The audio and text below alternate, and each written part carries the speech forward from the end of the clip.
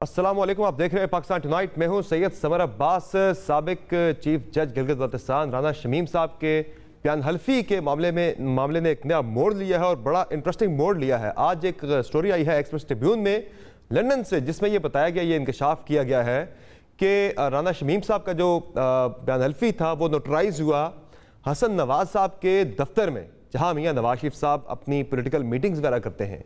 तो क्या ये उनकी मौजूदगी में वहाँ पे चीज़ें हुई सारी, इस पर भी कुछ चीज़ें बड़ी इंटरेस्टिंग सामने आ रही हैं।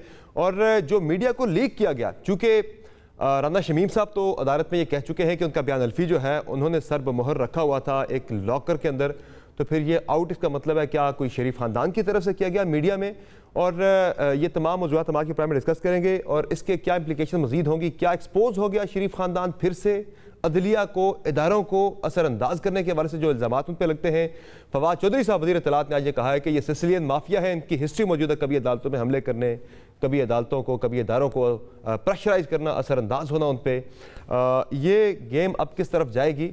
और इसके साथ साथ नाज़रीन आज के प्रोग्राम में बात करेंगे मियाँ नवाज शरीफ की पाकिस्तान वापसी के हवाले से बहुत ज़्यादा इस वक्त डिस्कशन चल रही है पाकिस्तान के अंदर, साफ़ी हल्कों के अंदर भी, सियासी हल्कों के अंदर भी। प्राइम मिनिस्टर और उनके वज़रा भी इस पर कमेंट कर चुके हैं। लेकिन क्या मियाँ नवाज शरीफ की वापसी अगले चंद हफ्तों में होने जा रही है और क्या ऐसा मुमकिन है? और कोई डील की बातें हो रही हैं यहाँ पर।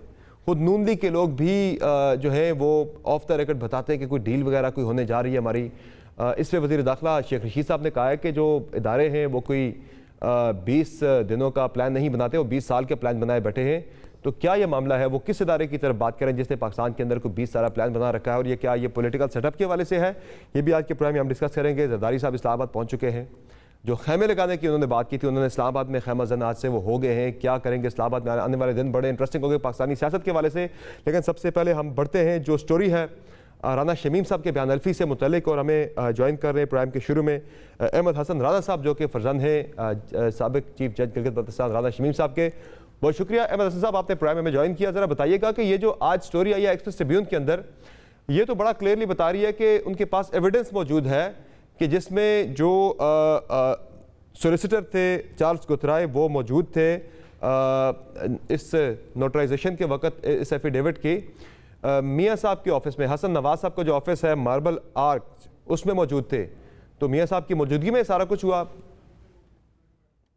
पहले तो मैं ये कहूँगा कि आप कह रहे हैं बड़ा क्लियर हो गया। बड़ा क्लियर तो मेरे वाले साहब ने भी अपने एफिडेविट में लिख दिया, बड़ा क्लियर तो शौकत अजीज सिद्दीकी साहब ने भी कह दिया, बड़ा क्लियर तो जावेद हाशमी साहब ने भी कह दिया। अभी तक तो कोई जुडिशल कमीशन नहीं बना। थोड़ा सब्र करें, ये कोई एविडेंस नहीं होता। अगर उनके ऑफिस में समझे बना भी है तो कंटेंट चेंज हो जाएंगे। भाई लॉ वाली बात करें ना, ये रिपोर्टर्स वाली बात ना करें मुझसे। आप तो जर्नलिस्ट हैं समर साहब। एक कोर्ट में मैं अभी बैठा हूँ आपके साथ, अभी मैं आपके साथ बैठा हूँ फॉर इंस्टेंस, और मैं किधर एफिडेविट साइन करता हूँ अपनी मर्जी से कुछ, तो कैन यू स्टॉप मी? चाहे ये मैं अभी ऐसी जगह पे बैठा हूँ, चाहे ऐसी जगह पे जो हराम जगह भी हो, तो क्या it will make it illegal affidavit? नहीं ना जी। ये नहीं आप कहना चाह रहे हैं कि अगर हसन नवाज साहब के ऑफिस में मियाँ साहब की मौजूदगी में भी हुआ है तो इससे कोई फर्क नहीं पड़ता उसके ऑथेंटिक होने पे, उसके कंटेंट के ऊपर? या तो मेरे वाले साहब कह देंगे मैंने नहीं किया, फिर तो बात ही खत्म हो जाएगी, फिर दूसरी कहानी शुरू हो जाएगी कि भाई फिर किसने किया, ये किसकी शरारत, फिर तो उनको भी बुलाया जाएगा, मेरे वाले साहब को भी। वो कह रहे हैं मैंने साइन किया, मैं इसकी कंटेंट्स को एंडोर्स कर रहा हूँ, मैं जुडिशल कमीशन के लिए तैयार हूँ, बात ही खत्म होगी। आगे की तो भैया बाकी बातें सवाल मेरे लिहाज से बेमायने बेमकसद हैं as a lawyer, honestly speaking. क्या आप मैं तो इनके ऊपर आर्ग्यू भी नहीं करता। यानी आप कह रहे हैं इससे कोई फर्क नहीं पड़ता, तो आप इसकी तरदीद भी नहीं करेंगे कि ये मियाँ साहब के या हसन नवाज साहब के ऑफिस में उनकी मौजूदगी में हुआ? बात साहब मैं इसलिए कुछ नहीं कह सकता क्योंकि मैंने बड़ा क्लियरली बता दिया कि मेरे वालिद साहब ने जब ये एग्जीक्यूट किया था और अभी तक मुझसे डिस्कस नहीं किया। अब वो रीजंस ही नोज बेस्ट, क्योंकि मैं अपने वालिद साहब से सवाल नहीं पूछता, मैं बड़ा कम गो इंसान हूँ। मैंने सिर्फ उनसे ये पूछा ये हुआ है, उन्होंने कहा जी हुआ है।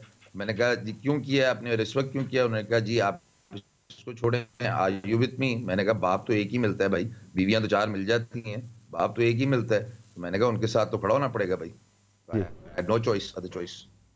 वैसे आपको क्या लग रहा है कि ये जो खबर सामने आई है उसके मुताबिक ये जो नोटराइज हुआ बयान हल्फी ये हसन नवाज साहब के ऑफिस में हुआ, जो खबर का कंटेंट है मैं आपके सामने रख देता हूँ मजीद नाजरीन के लिए भी। वो खबर ये बताती है, उसमें ये कहा गया एक्सप्रेस ट्रिब्यून की खबर में जो हकाइक सामने आए हैं उनके मुताबिक जो सोलिसिटर हैं चार्ल्स गुथराय, उन्होंने 3 बार तस्दीक की कि राना शमीम साहब जो हैं वो मार्बल आर्च में मौजूद थे। मार्बल आर्च में हसन नवाज का दफ्तर है, जहां मियां नवाज शरीफ साहब अपनी पॉलिटिकल मीटिंग्स वहां पे करते हैं, मौजूद होते हैं अक्सर। चार्ल्स कोतराई का ये भी कहना है कि उन्होंने दस्तावेज़ात का पूरी तरह मुताला नहीं किया था। कंटेंट का जो बयान हल्फी है, जब इस बयान हल्फी की तस्दीक करवाई गई, वो अकेले नहीं थे बल्कि उनके इर्द गिर्द और लोग भी मौजूद थे, यानी कि उनका इशारा जो है वो मियां साहब और बाकी लोगों की तरफ इसमें हो सकता है। तो सर ये बताएं मुझे कि आपके वालिद साहब ये कह चुके हैं अदालत के अंदर भी कि उनका जो बयान हल्फी जो असल है वो लॉकर के अंदर मौजूद था, तो मीडिया को इसका मतलब है शरीफ खानदान की तरफ से जारी किया गया ये बयान हल्फी? मैंने पहले भी कह दिया कि खानजादा साहब का प्रोग्राम लाइव चल रहा था और उन्होंने रुका भेजा था कि उन्होंने कहा जी मुझे नहीं पता, मैंने ये कहीं नहीं फाइल किया, कहीं सबमिट नहीं किया, और ये आज पहली बार पाकिस्तान की सरजमीन में आया और अभी तक पाकिस्तान की सरजमीन में खुला भी नहीं, आपके इल्म में भी अभी तक सिर्फ कोर्ट में पड़ा हुआ है। तो वो उधर से अगर लीक हुआ तो उन्होंने कहा कि जी मेरी वो अजम्पशन है कि वहां से लीक हो सकता है, नोटरी पब्लिक से, लेकिन we don't have any evidence.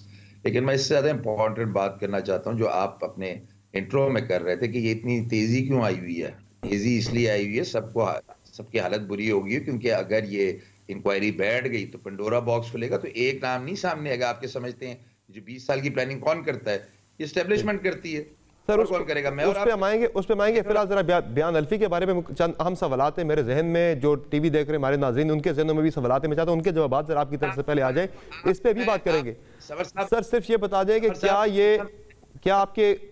क्या सर आपको शक है कोई कि ये जो बयान हल्फी है ये मियां साहब के खानदान की तरफ से जारी किया गया, मीडिया को लीक किया गया, चूंकि उनको फायदा होना था, उनकी जमानतें लगी हुई हैं इस्लामाबाद हाई कोर्ट में, उनकी अपीलें? हमें उन पर कोई शक नहीं जी, हमें कोई शक नहीं है, वरना मेरे सब बता देते मुझे। और हमें आपको शक नहीं कि शरीफ खानदान की तरफ से जारी नहीं किया गया? तो नाम इन्वॉल्व है ना, तो ना उस दिन वो लिख देते उसमें, रुके उन्होंने नहीं लिखा तो इसका मतलब उन्हें कोई शक नहीं है। और आपके इल्म में ये भी नहीं है कि ये दस्तखत जो है सारा ये नोटराइज ये मियां साहब के ऑफिस में हुआ था हसन नवाज के? चले मैंने तो बता दिया, मुझे तो नहीं पता, लेकिन मैं आपको बताता हूँ एज अ लॉयर 3 सवाल मेरे वालिद साहब से पूछे जाएंगे एज अ लॉयर, अगर मैं लॉयर हूँ। आपने ये लंदन में किया? वो कहेंगे जी ये लंदन में आपने नवाज शरीफ साहब के सामने या ये दूसरे उनके बेटों के सामने किया। अगर उन्हें यस बोला तो तीसरा सवाल ये बन जाएगा जी तो आप उनके साथ मिले हुए हैं? कहेंगे नो, बात खत्म। इससे तो क्रॉस एग्जामिनेशन आप करते हैं, कोर्ट में नहीं कर सकते। जज भी कहेगा जी आगे चलें, अब और सवाल पूछें, बस मैंने लिख लिया जो लिखना था। नहीं सर, यहाँ पे सिर्फ सवाल ये उठता है कि क्या मियां साहब के सामने ये नोटराइज हुआ नहीं हुआ, वो उनके इल्म में ये था, सारा कुछ था या नहीं, वो मौजूद थे या नहीं थे? क्योंकि जो चार्ल्स कोतराई हैं वो तो कह रहे हैं कि वो मौजूद थे वहां पे। चले मैं आपकी बात मान लेता हूँ, वो कहते हैं हुआ मियां साहब के सामने, तो क्या हो गया? मियां साहब के सामने करने से क्या गुनाह हो गया?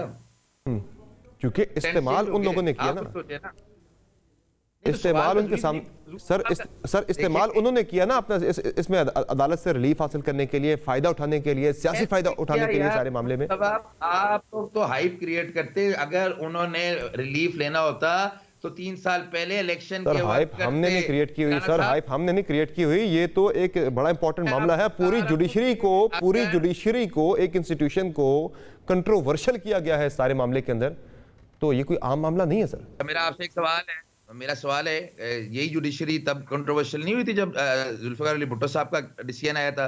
बिल्कुल था, बिल्कुल था, लेकिन ये जो मामला है बिल्कुल हुई थी। मैं आपके सवाल का जवाब दे रहा हूँ, बिल्कुल हुई थी सर, बिल्कुल हुई थी, कंट्रोवर्शियल हुई थी सर, बिल्कुल हुई थी। मुझे सिर्फ इसका बता दें कि ये मामला जो है अभी तो इस्लामाबाद हाईकोर्ट के चीफ जस्टिस सवाल उठा चुके हैं। जी सर, बात तो कंप्लीट करने दें। जी बोले। PLD 2000 जफर अली शाह केस देख लें, मुशर्रफ साहब को चौधरी इफ्तिखार साहब, जिनको आप लोगों ने हीरो बनाया, उन लोगों ने इतनी पावर्स दी कि वो कॉन्स्टिट्यूशन को एक हद तक अमेंड कर सकते हैं एक बंदा, तो तब जुडिशरी पे सवाल नहीं उठे। फिर जब एक सिटिंग प्राइम मिनिस्टर को पनामा का केस स्कैंडलाइज किया गया ना, इस केस में तो स्कैंडलाइज किया गया डिलिबरेटली। इस केस में ये जो एफिडेविट की मैं बात कर रहा हूं, तो आप क्या कैसे कह सकते हैं स्कैंडलाइज किया गया? अभी प्रूव हो गया, आप क्या जज हैं? अदालत कह चुकी है। सॉरी टू से नहीं अदालत ने कहां क्या है, वो तो कह रही है नहीं कहां लिखा है अदालत के, आप मुझे दिखा दे कहां लिखा है। उन्होंने कहा है तौहीन अदालत के नोटिस वैसे तो नहीं आते ना, तौहीन अदालत का नोटिस किसी वजह से आया ना। आप लोग उसकी इंटरप्रिटेशन गलत कर रहे हैं। वो assumptions हैं, कोर्ट की भी assumptions हैं। Court can only give verdict once evidence has been recorded। मुझे तो सर इसमें जो माहिरीन है उन्हें तो लग रहा है कि इसमें राना शमीम साहब जो हैं वो बयान हल्फी ज़रा बड़े टाइम बाद जाके पेश किया, 3 साल बाद जाके पेश किया, 3 साल बाद जाके एक तो सर 3 साल बाद जाके पेश किया, ऐसे टाइम पे आया कि जब मियाँ नवाज शरीफ के ख़ानदान की अपीलें जो हैं वो इस्लामाबाद हाई कोर्ट में लगी हुई थी समाअत के लिए। कहीं आपको लगता तो नहीं कि कहीं इस्तेमाल हो गए आप लोग शरीफ ख़ानदान के हाथों? आप मुझे ये बताएं कि कैसे इसका असरअंदाज उसकी अपीलों पे होएगा? क्या कोर्ट्स बंद हो जाएंगी?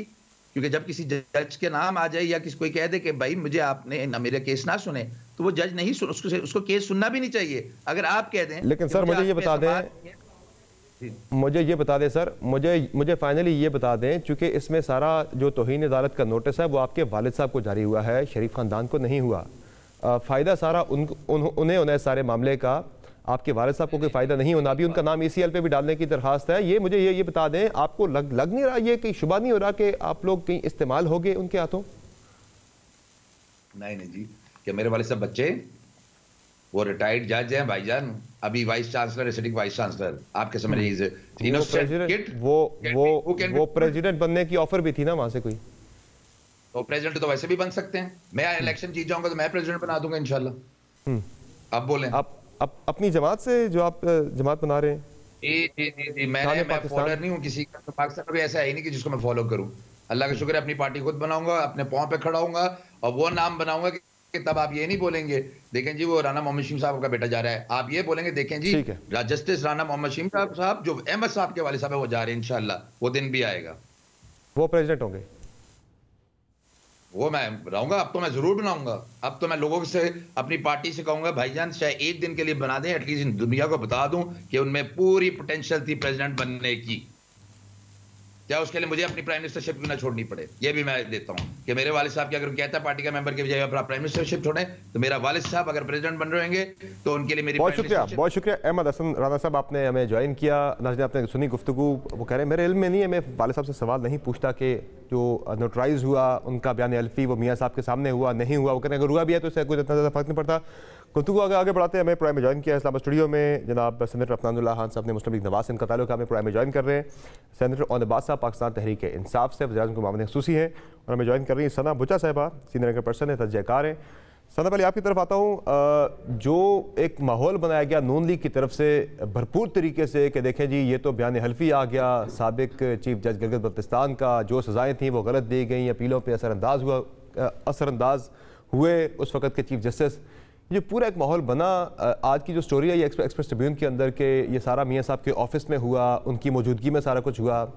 इस्तेमाल आपको लग रहा है कि हो गए कहीं राना शमीम साहब उनके हाथों और ये बैकफायर कर गई सारी मूव, या भी इसमें है जूस? मेरा नहीं ख्याल कि ऐसी कोई बात स्टैंड करती है और मेरा नहीं ख्याल कि सुप्रीम कोर्ट के ऊपर इस तरह से साकिब निसार साहब पर इल्ज़ाम लगाकर नवाज शरीफ साहब अपनी वापसी कर सकते हैं। मेरा ख्याल है ये एक बार्गेनिंग टैक्टिक ज़रूर रहा है, लेकिन इसमें कोई जान नहीं है। और वो हमने देख भी लिया है क्योंकि एक इतने अरसे बाद उनकी कॉन्शियस जाग गई और उसके बाद उनको याद आ गया, एक कॉन्वर्जेसन हुई, किसके घर पर हुई, बात करा दें, किससे बात कराई गई, ये जो सुप्रीम कोर्ट के वहाँ पर रजिस्ट्रार हैं वो गए, उनसे बात कराई। मतलब ये तमाम तर चीज़ें काफ़ी वेग हैं। मेरा नहीं ख्याल इनमें कोई सब्सटेंस एज सच है।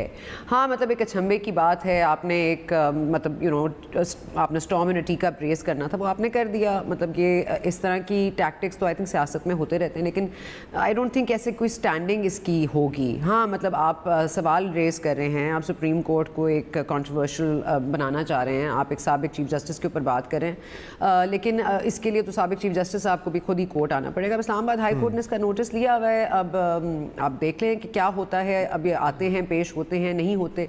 अब उनके पेश होने का अगर ताल्लुक वो जोड़ रहे हैं कि साकिब निसार साहब पहले पेश हों, तो फिर ये चलता रहेगा पहले आप तो सना इसकी जो other side of the story है, कहीं ये नून लीग के लिए, कहीं नून लीग के अपने ही उनके लिए नुकसानदेह तो साबित नहीं होने जा रही है मूव सारी, क्योंकि आज तो वज़रा के बयानात आप देखें, सिसिलियन माफिया, ये इनका काम यही रहा है, अदालतों को, इदारों को असरअंदाज उन पे होना, कभी अटैक करने, कभी क्या। ये काउंटर प्रोडक्टिव तो साबित नहीं हो रही नून लीग के लिए ये मूव? मेरा नहीं ख्याल कि ऐसा कोई काउंटर प्रोडक्टिव इसमें है। I think desperate times call for desperate measures, और डेस्परेशन में इंसान जो भी सहारा मिलता है उसका वो लेता है और इस्तेमाल करता है। अब ये डूबते को तिनके का सहारा बहुत होता है, तो अब ये जाहिर है कि उनको वापसी का कोई रास्ता तो निकालना है। तो मतलब सवाल शुरू कर देना या किसी चीज़ को कॉन्ट्रोवर्शियल बना देना is a good starting point. उसके बाद मतलब ये पहली दफ़ा तो नहीं है कि किसी इदारे पर ये बात करें या किसी शख्सियत की बात करें, पहले भी बात कर चुके हैं, पहले भी नाम ले चुके हैं। सबसे इसका बिल्कुल सेनेटर अफनानुल्लाह साहब, लगता है पूरा मंसूबा जो एफिडेविट वाला था वो बैकफायर कर गया है, तो अभी कोई मजीद बयान अल्फी, कोई वीडियो, कोई ऑडियो टेप्स वगैरह आनी है या फिर अब कोई स्ट्रेटजी चेंज करेंगे, उससे कोई फ़ायदा नहीं हो रहा? जी बिस्मिल्लाह रहमान रहीम। देखें, ये जो बयान अल्फी वाला मामला था वो तो आज जो जिसने नोटराइज़ किया था उसकी पूरी की पूरी स्टेटमेंट आई है कि मेरे सामने किया है उन्होंने नोटराइज़, और जो है वो किसी कोई और नहीं था, कोई दबाव नहीं था, मेरे ऑफिस में आके किया है। तो ये सारी कहानी जो है ये बेसिकली जो है वो एक फेक न्यूज़ है, जो ज़रा अगर आप नोटराइज़ करा रहे हैं तो फिर जो नोटराइज़ कर रहा है उसी की बात मानी जाएगी, बाकी किसी की तो बात नहीं मानी जाएगी। और वो ये भी कह रहा है साथ कि मैं अदालतों में आके जो है वो पाकिस्तान में जो है वो इसकी गवाही भी देने के लिए तैयार हूँ। तो मेरा ये ख्याल है कि इसकी लीगल जो है वो वैल्यू अभी भी है, वो रिटेन उसने की हुई है। अब वो बाकी इस्लामाबाद हाई कोर्ट में सब जुडिस है मामला, वो अब आगे जज साहब देखेंगे। आपके ऊपर तो पूरा एक आज माहौल बना दिया है वज़रा ने कि सिसिलियन माफिया ये अदालतों को प्रेशराइज करते हैं, कभी ख़रीदने की कोशिश करते हैं, ज़बरदस्ती फैसले कभी दिलवाते हैं, कभी हमलावर हो जाते हैं। अरे ये तसलसल है नून लीग के अंदर, ये तो कहने का मौका मिल गया। देखिए, हमने कोई क्या कहते हैं, कोई ऐसा जज नहीं है जो ये कह सके कि जी नया पाकिस्तान उसने बनाया। ना हमने किसी महफिलों में बिठा के कहा कि ये नए पाकिस्तान के मेमार साकिब निसार साहब हैं। तो ये बातें जो है फिर मतलब कि जो जावेद हाशमी साहब ने कहा कि जी एक जज आएगा वो सारा का सारा करेगा, वो सारे फिर पाकिस्तान ने देखा कि क्या हुआ। तो ये हम तो देखें, जैसे सिद्दीकी साहब को हमने नहीं कहा था कि वो क्या कहें, ना हमने क्या कहते हैं जो है वो जज अरशद मलिक साहब वाले मामले में कुछ किया था, वो तो जो जिन्होंने किया था आप उनसे पूछे ना। अभी पटारी में कुछ और है वीडियोस ऑडियोस, या ये सिलसिला खत्म हो गया? नहीं है, कुछ और भी वीडियोस हैं लेकिन वो अभी तो नहीं आई मंजर आम पे। हो सकता है वो कब तक आएंगी? वो डिपेंड करता है बहुत सारी चीज़ों के ऊपर कि उनको हो सकता है ना ही लाना पड़े। एफिडेविट के आने के बाद कोई हौसला शिकनी तो नहीं हुई यार, ये कोई चीज़ें फ़ायदा नहीं हो रहा इनका, उल्टा आप अपने गले पड़? नहीं, हमें तो देखें, हम तो ये कह रहे हैं कि जैसे सिद्दीकी जो है वो, जज राना शमीम, जज अरशद मलिक, ये तीन जो हैं बड़े ऑनरेबल जजेस रहे हैं अपने टाइम पे। तो भाई आप अगर ये तीन जज एक बात कर रहे हैं, फिर हमारी हिस्ट्री जो रही है वो नज़रिया ज़रूरत से आप शुरू कर दें, जस्टिस मुनीर वाले, और फिर आगे सारा मामला जो जुल्फ़िकार अली भुट्टो साहब वाला है तो वो सामने रख के तो ये चले। सेनेटर औदबाद साहब, आपके वज़रा ने तो आज एक पूरा जो है अपनी जो है वो तोपें पूरी उनकी खोल दी जनाब, और पूरा एक हमने देखा हमलावर हो गए, यलगार हो गई नून लीग के ऊपर के सिसिलियन माफिया, तो पता नहीं क्या क्या कह दिया आज। लेकिन इसमें जो other side of the story है, जो जिसका अभी जिक्र किया, भी मेंशन भी किया सेनेटर अफनानुल्लाह साहब ने, कि जो चार्ल्स कोथराई है, जो सॉलिसिटर है जिसने नोटराइज़ किया बयान अल्फी राना शमीम साहब का, वो अपने एक इंटरव्यू में जो उन्होंने दिया था जियो न्यूज़ को, उसमें वो कह चुके हैं कि जो मैंने लिया था, जो मैंने नोटराइज़ किया था, वो मैंने अकेले में उनके सामने किया था, कोई तीसरा बंदा मौजूद नहीं था। ज़रा वो सुन लें आप भी। When Justice Shamim came to see you, both of you were alone in the room and he was under no pressure, duress or any kind of stress. That's exactly correct. I saw him alone at the time he made that oath. जी senator साहब, वो कह रहे हैं मैं अकेला था, कोई और दूसरा बंदा नहीं था। ये कंट्राडिक्शन यहाँ पे काफी आ गई है सर। बिस्मिल्लाहिर्रहमानिर्रहीम। थोड़ी सी ना इस चीज को थोड़ा सा बैकवर्ड लेके चलते हैं जी। जिस सोलिसिटर की ये बात कर रहे हैं, पहले तो नून लीग वाले सारे दोस्त भूल गए कि वो पाकिस्तान में नोटरी पब्लिक वाला होता है ना, आप जाके दो दिल करे स्टैंप लगाए, 100 रुपए दे स्टैंप लगवा लें। इन्होंने चार्ल्स कोथराई को भी वही समझ लिया था। उसने जो पूरी स्टेटमेंट दी है वो शायद आज इरफान हाशमी साहब जो एक्सप्रेस ट्रिब्यून में स्टोरी है उसमें लिखा हुआ है, उन्होंने एग्जैक्ट कोट अनकोट लिखा है, दिस जज guy I met at the Marble Arch. Marble Arch of course refers to Avenfield flats, जो कि नवाज शरीफ साहब ने उनके घर में उनकी मुलाकात हुई थी। सो अगर उनके घर में किसी एक कमरे में उनको अलहदा करके वो बयान ले भी लिया जाए, हमें उसकी बयान की फिक्र नहीं है। The point sustains to Nawaz Sharif and family, जो इनका जो एक क्रिमिनल माइंडसेट है to coerce the whole judiciary for their own purpose, और उनके साथ जो फिर इनके जितने नीचे एक फौज दर मौज है जो नैरेटिव बिल्ड करती है, जिन्होंने पूरा स्क्रिप्ट बनाया है कि जी पहले राना शमीम आएगा, उसका एफिडेविट आएगा, फिर साकिब निसार के खिलाफ स्टेटमेंट आएगी, फिर इस्लामाबाद हाई कोर्ट के खिलाफ एक मूवमेंट डेवलप की जाएगी, फिर मरियम की और नवाज शरीफ साहब का एक केस बिल्ड किया जाएगा उनका, क्योंकि वीजा रिजेक्ट हो गया। लेकिन सेनेटर साहब, जो राना शमीम साहब का जो एफिडेविट है वो अपने कंटेंट पे तो हर्फ वो कायम है, वो कह रहे हैं बिल्कुल दुरुस्त है, एक्यूरेट है। इससे क्या फर्क पड़ता है कि वो कहां पे किया गया, या फर्क पड़ता है इससे अदालत के अंदर? दो चीज, एक राना शमीम का कंटेंट है जो कि उनके बेटे की आपने गुफ्तगू सुनी जिससे पूरी कौम महसूस होती है हर टॉक शो पे जब भी आते हैं, एक उनके कंटेंट है, दूसरा नवाज शरीफ और फैमिली का पूरा उसमें अपना हाथ है। अगर आप कंटेंट की बात करें तो थोड़ा सा फिर याद कर लेते हैं। उन्होंने पहले कहा कि पहले दिन जब वो गए थे उन्होंने कहा ये मेरा एफिडेविट नहीं है, ये पता नहीं कहां से आया। दूसरी उन्होंने पेशी पे कहा था कि ये जो एफिडेविट है ये कॉपी है, ओरिजिनल तो लंदन में कहीं पे पड़ा है जो मुझे याद नहीं है। नहीं, वो कोर्ट में जमा करवा चुके हैं और उस पे उन्होंने कहा मैं कायम हूं इसके ऊपर, बरकरार हूं बिल्कुल। अच्छा, तीसरी बार उन्होंने कहा था मेरे पोते के पास है, लेकिन मेरा पोता लंदन में कहीं छुपा हुआ है और जहां वो छुपा है मुझे वो नहीं पता क्योंकि उसकी जिंदगी की मौत का मसला है पे। सो उनकी अपनी स्टेटमेंट्स भी इस वक्त बहुत ज्यादा शेकी हैं। And I am just sure कि आपने अगर गौर से देखा हो तो न्यूयॉर्क टाइम्स में एक जगह छपा था द शेडी एफिडेविट। सो उसके कंटेंट को अदालत पे छोड़ देते हैं, वो सब जुडिस मैटर है, अदालत हैज टू डिफाइन। हमें जिस पे डिस्कस करना है वो है पाकिस्तान मुस्लिम लीग नून का रवैया। अगर जहां पे अफनानुल्लाह साहब सेनेटर मेरा ऑनरेबल कुलीग याद कर रहे थे अरशद मलिक को और दूसरे को, why do forget Malik Qayyum को क्यों भूल जाते हैं? व्हाई डू फॉरगेट जो सुप्रीम कोर्ट में इन्होंने किया था जब चढ़ाई की थी, why do forget those days?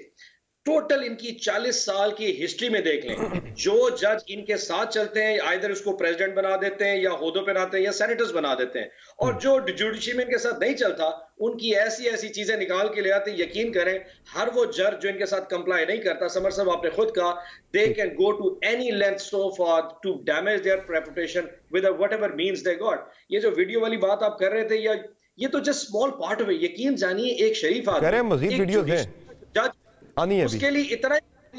उसके लिए इतना ही काफी है कि आप लिख के दे दें कि जनाब वो इनके प्रेशर में आके एक फैसला इनके खिलाफ लिख के चला जाता है। They can do anything for the political manoeuvring. और इस वक्त जो पूरी नून लीग बयानिया बिल्ड कर रही है कि वहां वीजा रिजेक्शन के बाद जब वो भाई साहब जो झूठ बोल के गए थे, इफ दे फ्लाई बैक और फिर ये सेटलमेंट और सारी चीजें, दे फॉरगॉट टू मेंशन के at the end of the day वहां पे तो लगभग जेल भी तैयार पड़ी है। Adiala jail is the final destination which they should be looking at this point. आज में जितने भी वुज़रा के बयानात देखे हैं पूरी काबीना के अंदर, वो सारे भरे हुए हैं मियां नवाज शरीफ की वतन वापसी के हवाले से। घबरा गए एक के बाद एक। शफकत महमूद को आप देख लें, कासिम सूरी को देख लें, फरूख हबीब को देख लें, फवाद चौधरी को देख लें, घबरा गए, शहबाज गिल को देख लें, शहजाद अकबर को देख लें, तमाम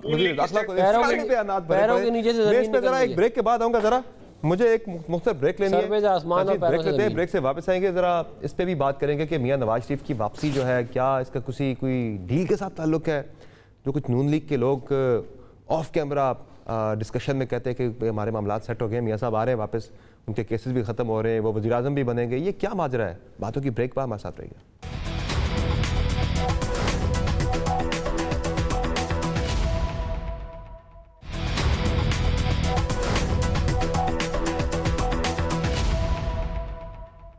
वेलकम बैक टू शो नाज़रीन। अब कुछ बात कर लें मियां नवाज शरीफ की वापसी के हवाले से। आज भी सारे अखबारात भरे पड़े हैं वुज़रा के रिएक्शन से, जो भी आप खोले वेबसाइट, न्यूज़ वेबसाइट पूरी भरी पड़ी है, वुज़रा के, गवर्नर्स के, सबके रिएक्शन आ रहे हैं कि आए मियां नवाज शरीफ उन्हें जेल की जो 4 नंबर चक्की है वहाँ पर जाकर डालेंगे। सना बुचा साहबा, ये क्या लग रहा है आपको कि घबराहट है, कोई फ्रस्ट्रेशन है, या कोई और वजह है कि कोई खौफ है कि कोई डील बारो बार मियां साहब ने कर ली है, वो वापस आ रहे हैं, फिर वज़ीर आज़म बनने जा रहे हैं, केसेस भी वापस होने जा रहे हैं, इस तरह का एक तासुर यहाँ पे इस्लामाबाद में बहुत ज़्यादा कायम हो गया है।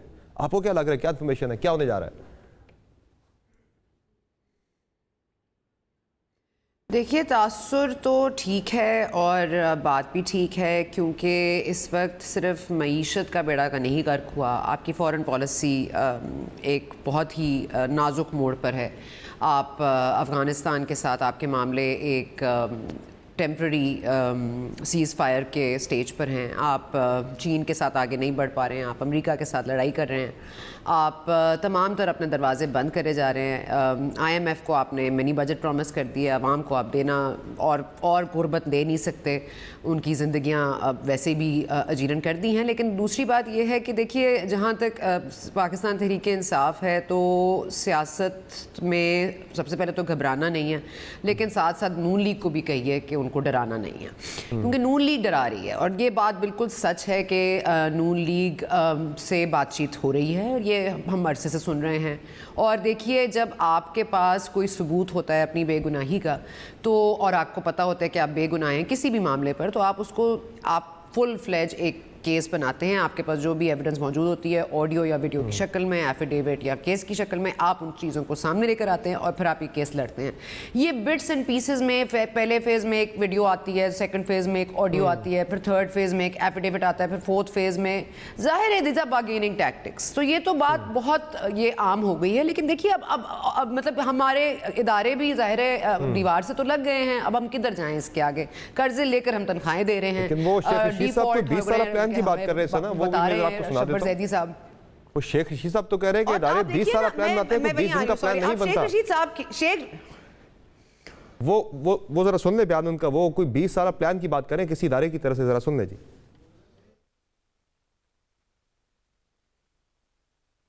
कुछ नहीं फर्क पड़ रहा, इमरान खान कहीं नहीं जा रहा। और इमरान खान को अगर कोई अंडर एस्टिमेट कर रहा है तो कानों में उंगलियां डाल के ये सुन ले, वो आखिरी सांस और आखिरी लम्हे और आखिरी वक्त तक इस करप्शन ज़दा क़यादत के खिलाफ लड़ाई लड़ता रहेगा। अदारे 20-20 साल की पॉलिसियां बनाते हैं, 20 दिन की पॉलिसियां नहीं बनाते। उनके पास खुद बड़े फार्मूले हैं जिनके बारे में वो कह रहा है। करे अंडर एस्टिमेट ना करें खान साहब को, इदारे 20 साल का प्लान बनाते हैं, कोई 20 दिन के प्लान नहीं बनते। ये इदारों को बता रहे हैं या हमें बता रहे हैं? मतलब मुझे ये समझ नहीं आई कि किससे मुखातिब हैं शेख रशीद साहब। और शेख रशीद साहब की आपने नोट की? अच्छा, नहीं, मेरा तो ख्याल है इदारों को भी बता रहे होंगे कि अगर आप लोगों ने नहीं किया 20 साल प्लान पे काम तो ज़रा कर लें, क्योंकि इदारे तो मेरा नहीं ख्याल कि 20 साल का प्लान बनाते हैं, क्योंकि हमारी हुकूमतें हर 3 साल 3.5 साल बाद ऑन एवरेज तो तब्दील हो जाती हैं। तो प्लान्स तो पर बहुत ही टेम्प्रेरी बनते हैं और प्लान्स चेंज होने में भी वी टेक अ सेकेंड। दूसरी बात, बड़ी अहम जो बात है मेरा ख्याल है ये यहाँ पर करनी बहुत ज़रूरी है कि देखिए, आपने कहा ज़राअत बहुत अच्छी हो गई है, हमारा एग्रीकल्चर बड़ा अच्छा हो गया। आप खाद और यूरिया का एक रोना मचा हुआ है पंजाब में, सिंध में, ठीक है। आपने कहा मईशत को हम कंट्रोल में ले लेंगे, वो आपके हाथ में आ नहीं रही। आपने कहा फॉरेन पॉलिसी पर बड़ा आपको भरम था कि हमारी जैसी फॉरेन पॉलिसी तो किसी ने बनाई नहीं है। अब आप देख लें, you are at crossroads with everyone. तो प्रॉब्लम यह है कि देखिए, अब चारा कोई नहीं है। प्रॉब्लम यह है कि अगर ये परफॉर्म कर जाते, या देखिए 3 महीने पहले इमरान खान ने कह दिया था कि हमारे पास 3 महीने हैं, उस वक्त क्यों कहा था? और मैं कहती हूँ कि इस बात में अगर सदाकत नहीं भी थी ना कि उनके साथ डील हो रही है, बातचीत हो रही है, तो इनके वुज़रा ने इनका जिक्र करके और बार बार ये कहना कि वो नहीं आ रहे हैं, उनको नहीं आना चाहिए, वो वहीं रहे, वो सिसिलियन माफिया है। और प्राइम मिनिस्टर साहब को भी इतनी अहमियत देने की क्या जरूरत है? मतलब अगर मेरे घर में कोई नहीं आ रहा तो मैं उसको नहीं किया करता, मतलब क्या व्हाई शुड आई से कि आप मत आए? बिल्कुल बिल्कुल बिल्कुल। तो आई मीन से कि तकवीयत तो खान साहब ने दी है। अगर डील नहीं भी हो रही थी तो अब तो डेफिनेटली हो रही है। और ये बात बिल्कुल सच है कि कहीं ना कहीं कुछ ना कुछ गुफ्तगू कहीं ना कहीं आखिरी मराहिल में है। और ये अब आप ऑडियो वीडियो का इंतजार कीजिए, अगर यहाँ पे स्टैंड ऑफ हो गया तो फिर दूसरी ऑडियो वीडियो आ जाएगी, मजीद ऑडियो वीडियोस भी आ सकती हैं। अफनानुल्लाह साहब, ये जो आपकी एक सीरीज़ है जो गिनी जाती है, अभी गिनी औनबाज साहब ने भी, कि पूरी सीरीज़ अदारों को प्रेशराइज करने की, उन पर असरअंदाज होने की या विक्टिमाइज करने की, बदला लेने की। एक मैं छोटी सी मिसाल आपके सामने रखता हूँ। पनामा बेंच के अंदर जो 5 जजेस थे, उनमें एक जज थे जस्टिस एजाज अफजल साहब, जो रिटायर हो चुके हैं, मानसरा से उनका ताल्लुक है। तो कैप्टन सफदर साहब ने उनको एक धमकी दी है, बड़ी खौफनाक धमकी है, ज़रा आपको सुनाते हैं, ज़रा सुनाइए। हाथ उठाओ, एजाज अफजल मर गया तो उसका जनाजा नहीं पढ़ना, रोज़ बहस शफात नहीं होगी, क्योंकि इसने कादियानियों की वकालत की हुई है, हजूर के दुश्मनों की वकालत की हुई है, और तुम्हारे ऊपर फर्ज है। और जो मानसरा का मौलवी इसका जनाजा पढ़ाएगा, उस मौलवी को मैं देखूंगा, फिर उसका जनाजा भी कोई नहीं पढ़ाएगा। ये किसने इख्तियार दिया है कैप्टन सफदर साहब को कि वो फैसला करें किसकी शफात होगी, किसकी नहीं होगी? और एजाज अफजल साहब के बारे में वो मौलवियों को, उलमा को वहाँ पे कह रहे हैं कि भाई ये किसी ने भी इनका जनाजा नहीं पढ़ाना। देखिए किसी ये इस हद तक चले गए यार। देखिए आप मुझे एक बात बताएं, पंडोरा पेपर्स हुआ था ना अभी, वज़रा के नाम निकले थे, किसने एक्शन लिया अभी तक? सर मैं एक्शन की बात नहीं कर रहा। क्या इस एक्सट्रीम पे जाना चाहिए कि आप कहें कि इनका जनाजा भी नहीं पढ़ना किसी ने? देखिए जनाजा, किसी के जनाजे में किसने जाना है किसने नहीं जाना वो तो जाहिर है, क्या कहते हैं कि इंडिविजुअल है। कैप्टन सफ्दर साहब को ये इख्तियार किसने दिया? वो कह रहे हैं जिसने जनाजा पढ़ाया मैं उसको भी नहीं छोड़ूंगा। देखिए मैं जो है, हम वायलेंस को तो बिल्कुल भी प्रमोट नहीं करते, लेकिन किसी के जनाजे ना जनाजे पे हम ये कह सकते हैं कि इन साहब ने जो है, मौसूफ ने पाकिस्तान की तारीख का एक स्याह फैसला दिया है, इसलिए इसके अंदर हम पार्टिसिपेट नहीं करते। ये तो कह सकते हैं आप ये इस तरह की आप थ्रेट्स दे सकते हैं कि हम किसी को वायलेंस, मैंने वादे तौर पे कह दिया है पार्टी प्रेसिडेंट को इस पे एक्शन नहीं लेना चाहिए। देखिए मैंने एक बात वादे तौर पे, after all he is under party discipline. मैं एक बात वादे तौर पे आपको कह रहा हूँ कि हम किसी किस्म की वायलेंस तो बिल्कुल भी कोई कर भी नहीं सकता, ना कोई किसी का कोई प्लान है। लेकिन ये हमारी पार्टी के वर्कर या हमारे लोग अगर उनके जनाजे में ना जाएं, ये तो हमारा ये तो हमारा हक है। जनाजे में ना जाना किसी को पाबंद करना कि जनाजा पढ़ाना भी नहीं है। नहीं, मैं जो पढ़ाएगा मैं उसे नहीं छोड़ूंगा। मैं मतलब इसके ऊपर मजीद अब मैं क्या कहते हैं बात क्या करूँ। मैं ये ज़रूर आपको कहना चाहूँगा कि ऑन ने कहा कि जी हमारी एक बड़ी हिस्ट्री है, तो एक हिस्ट्री इनकी भी है, और वो हिस्ट्री शुरू होती है परवेज़ मुशर्रफ से, कि जब मुशर्रफ ने मार्शल लॉ लगाया, इमरान खान ने उसको वेलकम किया। फिर जब उसके बाद उसका रेफरेंडम हुआ तो उसके रेफरेंडम में उसकी कैंपेनिंग की, ये भी एक हिस्ट्री है।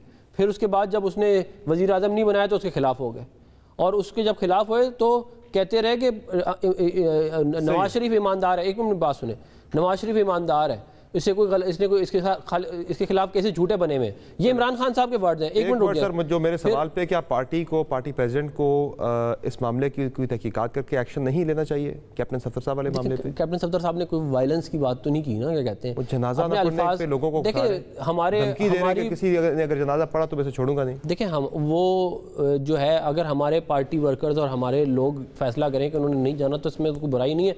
एक पाकिस्तान की तारीख का स्याह फैसला दिया, कुछ ऐसी भी थी इश्तियाल अंगेज गुफ्तगू भी थी जो हम स्क्रीन पे चला नहीं सकते। देखिए मैं ये बात वादे तौर पे कह रहा हूँ, वायलेंस को हम किसी सूरत भी, मतलब कि पार्टी पॉलिसी है, मैं बैठ के बड़ी जिम्मेदारी से कह रहा हूँ कि हम वायलेंस को किसी सूरत भी पार्टी में बर्दाश्त नहीं करते। दूसरी तरफ ले आता हूँ, चले मामले को, जो मियां साहब की वापसी के हवाले से जो बात हो रही है, जो डिस्कशन हो रही है कि वो वापस आ रहे हैं, शायद कोई डील मिलने वाली है, क्या होने वाला है। ये आपने तो नारा लगाया था किसी भी किस्म की मुदाखलत के खिलाफ, वोट की, पार्लिमानी सुप्रीमेसी की, सिविलियन गवर्नमेंट की सुप्रीमेसी के हवाले से। अब आप खुद कोई डील का रास्ता ढूंढ रहे हैं पाकिस्तान वापस आने के लिए, अपने केसेस के खात्मे के लिए? नहीं, हम डील, आपने तो पूरा नेगेट कर दिया अपनी पूरी जो स्ट्रगल थी 3 साल की। हमारी जो स्ट्रगल है वो वोट को इज्जत दो की है। हमारी स्ट्रगल ये है कि इस मुल्क में फ्री एंड फेयर इलेक्शन हो, उसके बाद जो जीते वो आके हुकूमत बना ले, ये हमारी स्ट्रगल है। उसके लिए उस रास्ते पे हम कब आ रहे हैं मियां साहब?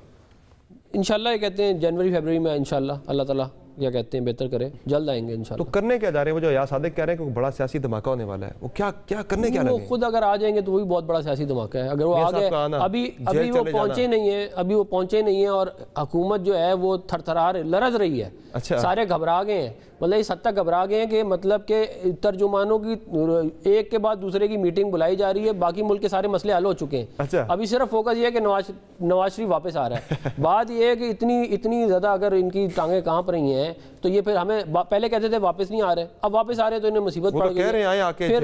जेल में अपनी सजा, तो जेल का हिसाब तो इमरान खान को भी देना पड़ेगा। ये जो जेल इन्होंने ये झूठे केसेस बनाए ना लोगों के ऊपर, इसका भी हिसाब होगा। ये जो 12 लाख में अपना घर रेगुलराइज कराया, इसका भी हिसाब होगा। और मैं ये बात जरूर ऐड करना आपने सही रगड़ा लगाना है कि अंपायर की हम बदला नहीं लेंगे, आइन और कानून में काम करेंगे।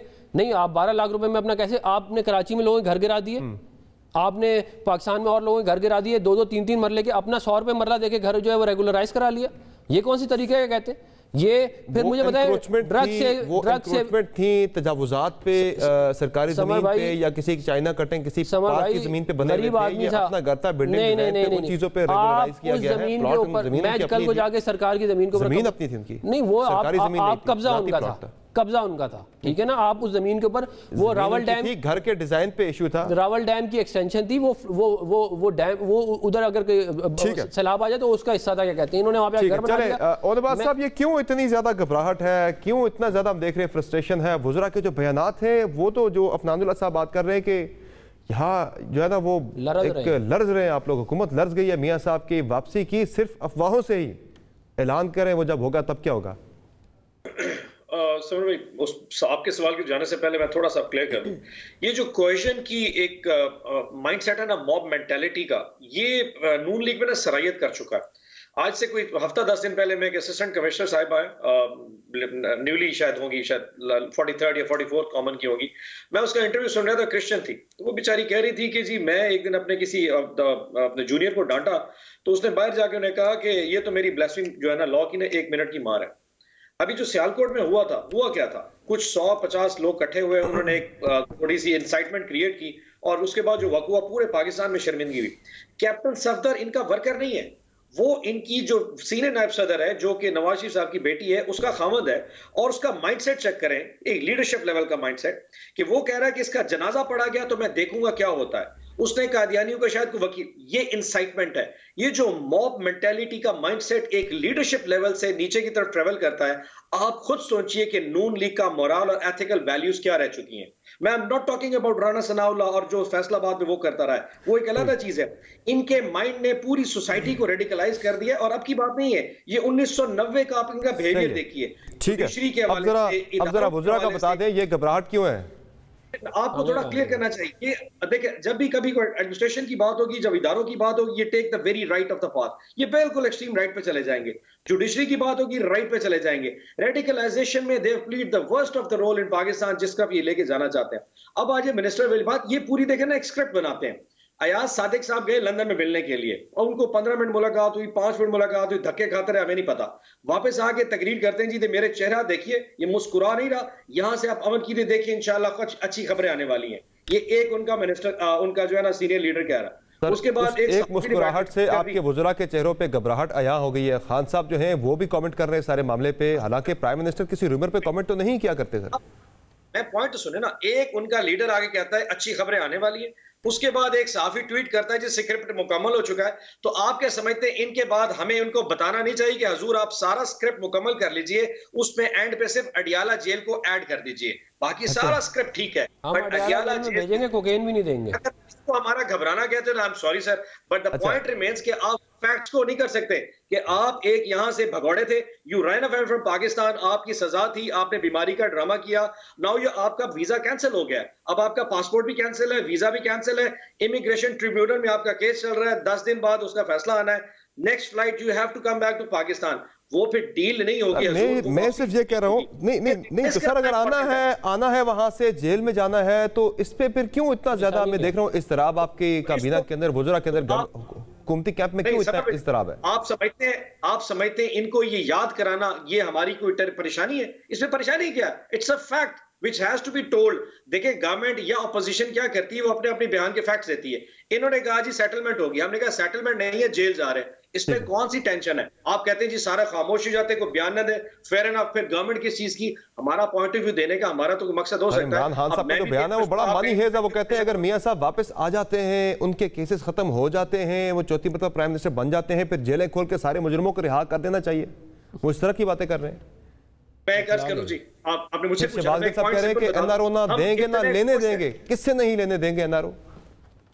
मैं एक चीज सिंपल बता दूं जी, हमसे ज्यादा कोई एक्साइटेड नहीं है कि नवाज शरीफ पाकिस्तान में वापस आए। ट्रस्ट मी, हमें जितना दुख था कि उस वक्त जिस फ्रॉड के तहत जिस तरह हमें पागल बना के वो यहाँ मुल्क से दौड़े थे, हमसे ज्यादा वो तकलीफ आपको बयान करना बहुत मुश्किल है। एंड वी वांट टू सी कि जिस तरीके से बेतरीक तरीके से इस मुल्क को कौम को लूटा गया, और ये एक ठीक है सर आपका पॉइंट आ गया, आपका पॉइंट आ गया सर, आपका पॉइंट आ गया कि कोई घबराहट नहीं है हुकूमती कैंप के अंदर, मुतमईन है, बल्कि वो कह रहे हैं कि हम आप कह रहे हैं कि गवर्नमेंट एक्साइटेड है कि वो आए और आके जेल में जो अपनी रिमेनिंग टर्म है वो पूरी करें। एक ब्रेक लेते हैं, ब्रेक से वापस आएंगे, डिस्कशन को आगे बढ़ाएंगे, हमारे साथ रहेगा।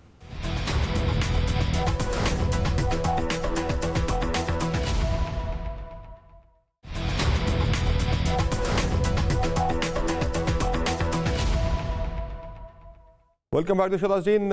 इस पिछले हफ्ते में बड़े हमने सख्त बयान देखे अपोजिशन के रहनुमाओं की तरफ से। शहबाज शरीफ ने भी कहा कि अब हुकूमत का धड़न तख्ता करने का वक्त आ गया है। जरदारी साहब ने कहा मैं खैमाजन हो जाऊंगा लाहौर में और इस्लामाबाद के अंदर। तो इस्लामाबाद के अंदर खबर यह है कि जरदारी साहब खैमाजन आज से हो गए हैं।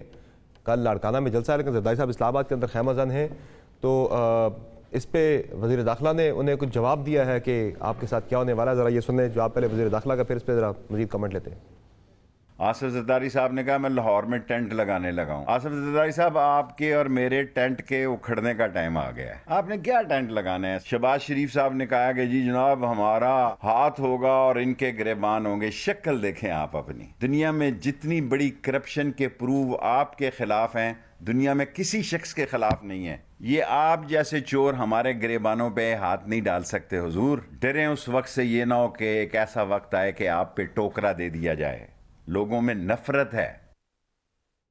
सना बुच्चा साहिबा, जरदारी साहब भी इस्लामाबाद में खैमजान बिलाखिर हो गए हैं किसी फैसला को मूव के लिए हुकूमत के खिलाफ, लेकिन यहाँ जिस तरह के बयानात हम सुन रहे हैं, कोई ऐसे इम्कानात तो नज़र नहीं आ रहे कोई अदम एतमाद की तहरीक लाई जाए। कुछ बयानात इस तरह के आ भी रहे हैं, कोई खबरें आ भी रही हैं कि शायद स्पीकर के खिलाफ कोई तहरीक अदम एतमाद पहले मरहले में लाई जाए, टेस्ट करने के लिए कि वो न्यूट्रल हैं या नहीं है। लेकिन जो भी हो जाए पाकिस्तानी सियासत में, जितने हमने बड़े बड़े बयानात सुने यहाँ पर मुजामत की सियासत के, लेकिन सारे एक ही तरफ देख रहे हैं, कहीं से इशारा मिले, वहाँ से मदद आए तो फिर कुछ आगे बढ़े कामयाबी मिले। सॉरी मैं अगर इफ़ आई कुड मैं एक सेकंड का जवाब आपको, आधे मिनट का जवाब देना चाहूँगी, और मैं एक चीज़ ऐड करना चाहूँगी। आई मीन एक तो मुझे बहुत हैरत हुई कि इंसाइटमेंट वायलेंस, मॉब वायलेंस की जिक्र किया ऑन अब्बास साहब ने। I mean I am just wondering if he is left Pakistan Tehreek Insaf, और does he speak ji captain Safdar साहब ने, लेकिन ऑन अब्बास साहब ने जो बात की कि इंसाइटमेंट और मॉब वायलेंस और ये तमाम तर चीज़ें, आई am just wondering if is left Pakistan Tehreek Insaf, because I think ये माइंडसेट तो उधर भी है। और लेट्स नॉट फॉरगेट के एंड ऑफ कोर्स मैं जितना भी कंडेम करूँ इस सफदर साहब की बात को, बिल्कुल मैं कंडेम करती हूँ, and I think he should be completely मतलब उनको बिल्कुल पॉइंट ब्लैंक कहना चाहिए कि there is you can not say something like this. बिल्कुल नहीं, बिल्कुल इसके लिए जीरो टॉलरेंस होनी चाहिए। लेकिन प्लीज़ आमिर लियाकत हुसैन साहब इनकी पार्टी का हिस्सा, इनसे ज़रा पूछ लें उन्होंने सवाब के नफल कितने पढ़े थे कादियानियों को मरवाने के बाद, और कितने कॉलम लिखे थे। ये अगर मॉब वायलेंस और खान साहब अगर मुंह पे हाथ रख के इस तरह से बात करते हैं तो ये तमाम तर चीज़ें आई थिंक लीडर्स में होनी नहीं चाहिए। सिर्फ सफदर साहब नहीं, आई थिंक इनको थोड़ा सा रिफ्लेक्ट करना चाहिए अपनी पाकिस्तान तहरीक इंसाफ, जिस तरह से मरियम साहबा के बारे में गंडापुर साहब गुफ्तगू करते हैं। सो लेट्स नॉट फॉरगेट कि ये भी they have their share of incitement and mob violence kind of rhetoric. दूसरी बात आपने जो पूछा, देखिए attitude speak louder than actions, और इस वक्त attitude सबके तब्दील हुए हैं। आप पीपल्स पार्टी का रवैया देख लीजिए नून लीग के साथ, मौलाना साहब के लिए जिक्र किस तरह हो रहा है। मौलाना साहब ने जिस तरह JUIFA ने अभी किया है अपने मेयर्स को, और एक री इमर्ज हुई है इन द KP बल्दियाती इंतखाबात, ये तमाम तर चीज़ें बड़ी मानी खेज हैं क्योंकि it's coming of age. Pakistani सियासत है ना, इट्स कमिंग ऑफ एज, और इसमें हो ये रहा है कि इट इज़ मैच्योरिंग साथ साथ, और ये हो क्या रहा है कि अब जो हो रहा है वो सबको दिख रहा है। पहले जरा छुप छुपा के हो जाता, अब जरा हमें सब कुछ अनफोल्ड होते हुए दिखता है। जी ठीक है जनाब अफनानुल्लाह साहब, आप भी कहीं देख रहे हैं किसी की जुल्फ के असीर हैं, ये जो गवर्नमेंट गिराने की बातें हो रही हैं, हटाने की बातें हो रही हैं? देखिए हम तो आवाम की जो ताकत है उसमें बिलीव करते हैं, और हमारा एक ही कहते हैं हमेशा से डिमांड, जब से हुकूमत बनी तब से यही था कि फ्री एंड फेयर इलेक्शन हो जाए और जो फिर जीते उसके बाद वो हुकूमत बना ले। हमारा यही एजेंडा है। आ रही है कोई स्पीकर के खिलाफ? देखिए उसकी स्ट्रेटजी है, उसमें काफ़ी सारी चीज़ें हैं हमारे ध्यान में। फरवरी के अराउंड फॉरवर्ड ब्लॉक भी आ रहा है, कोई PTI के फॉरवर्ड ब्लॉक की भी है। इनके बहुत सारे लोग हमारे से कांटेक्ट में, एक तो आपके सामने भी मेरे से बंदे ने किया था, आपको याद होगा। बिल्कुल। तो बात ये है कि ये तितर ये अब जो है ना टूट फूट शुरू हो गई है PTI में। बुनियादी तौर पर आप कुछ अरसे बाद देखेंगे और भी लोग इनके टूट जाएंगे। ज़ाहिर है जिस तरह की पार्टी बनाई गई थी उसको आइडियोलॉजी, बंदे ने आपसे रब्ता किया तो उससे शायद PTI टिकट नहीं दे रही अगले इलेक्शन। चले वो तो यही कहेंगे ना।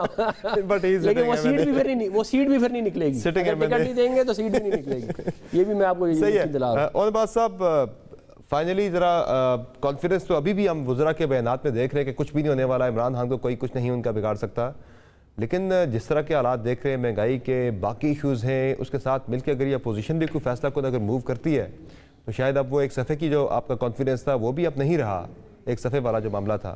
तो इस दफ़ा शायद हालात मुश्किल हो पहले की दफ़ा निस्बत। अच्छा नहीं, कोई ऐसा लाइकली चांस कोई नहीं है जी। उसकी वजह सिंपल ये है कि जो हवस होती है ना, इक़्तिदार की जो हवस होती है, ये इंसान को कभी भी किसी अलायंस नहीं बना सकती।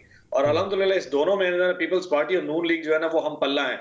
आप देख लीजिए हफीज शेख के इलेक्शन के बाद जब गिलानी साहब का इलेक्शन आया था तो उस वक्त कैसे एक चेयरमैन सेनेट और डिप्टी चेयरमैन सेनेट में वोटों का कैसे फर्क आ गया था, बिकॉज दे ऑल थॉट कि जी अगर हमने दिए तो वो ना जीत जाए इस चक्कर में।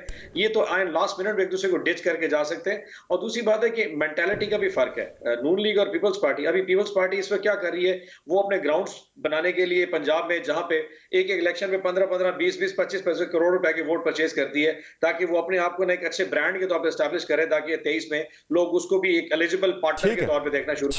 ठीक है, बहुत शुक्रिया। इनका हो नहीं सकता, हमारे ग्राउंड्स अपने जगह मौजूद हैं। बहुत शुक्रिया आप तमाम मेहमानों का आपने प्रोग्राम में कीमती वक्त दिया। नाज़रीन, अब ये हो ये रहा है कि अदम एतमाद के वाले से इत्तेफाक की राय इसलिए भी नहीं हो पा रहा। नून लीग फौरी तौर पर नया इलेक्शन चाहती है, जबकि पीपल्स पार्टी ये चाहती है कि जो भी नया सेटअप आए खान साहब को हटाने के बाद वो 6 महीने कम अज़ कम जो है वो रहे ताकि इंतखाबी इस्लाहात करे, कुछ और करे। वो अगला PM पीपल्स पार्टी का होना चाहिए। इस तरफ हालात जाते हैं या नहीं, आने वाले हफ्ते बड़े इंपॉर्टेंट है पाकिस्तानी सियासत की। आज की हमें इजाज़त दीजिए। अल्लाह हाफ़िज़।